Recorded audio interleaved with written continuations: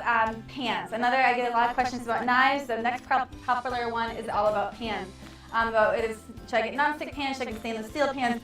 What do I do, Rachel? And as you see, these are both my everyday pans. I use both, and they're good for different things. The nonstick pan, this has a coating in it.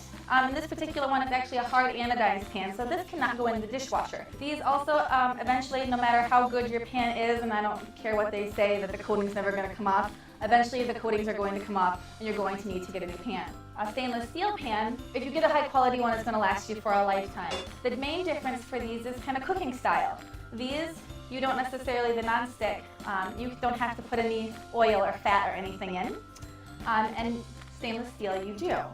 So here I'm going to give you a nice demonstration of how these work. So, some people say that you can't get a sear in a nonstick pan, and that is absolutely incorrect. You can get a good sear in a nonstick pan. You just have to make sure that your pan is nice and hot.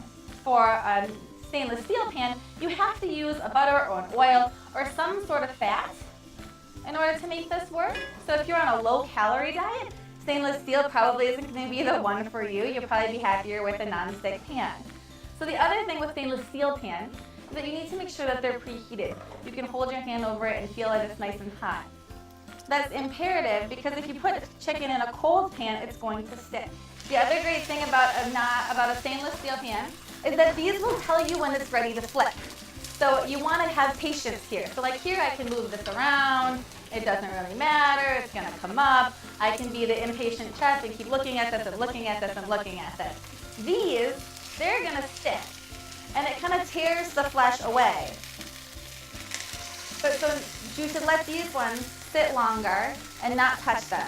As these you can go and you can move around and check and look at. Okay, so see, like, because it's not done, it starts to stick and it pulls away at the chicken. So normally you just want to let these sit, usually about 3 to 4 minutes per side, and it will tell you, it will naturally lift from the pan when it's ready to move. So once it's seared, then it will... Yeah, it will let go from the pan. So like that. So see how beautiful it is? So you get a nice sear from this chicken. So it's just stainless steel. Think I can go in the dishwasher.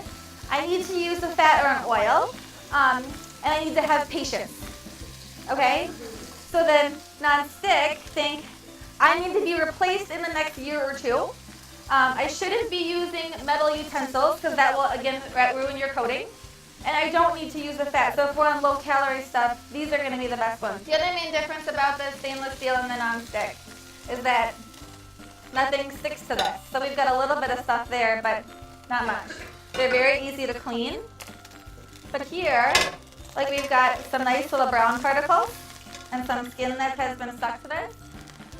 What you can do here is you can add a little bit of white wine or some mustard or some fresh herbs, and you can reduce this and add a little salt and pepper, and it will actually clean the bottom of the pan for you.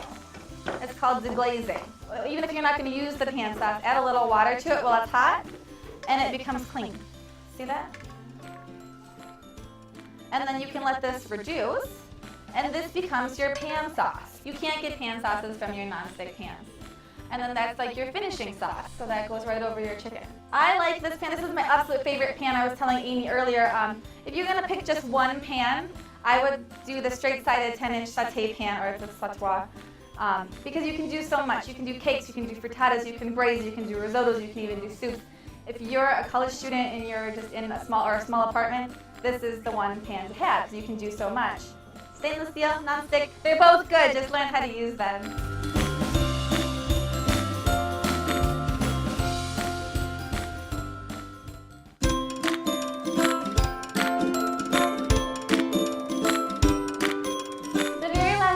About pans. I get a lot of questions about knives. The next popular one is all about pans. Should I get nonstick pans? Should I get stainless steel pans? What do I do, Rachel? And as you see, these are both my everyday pans. I use both, and they're good for different things. The nonstick pan, this has a coating in it. And this particular one is actually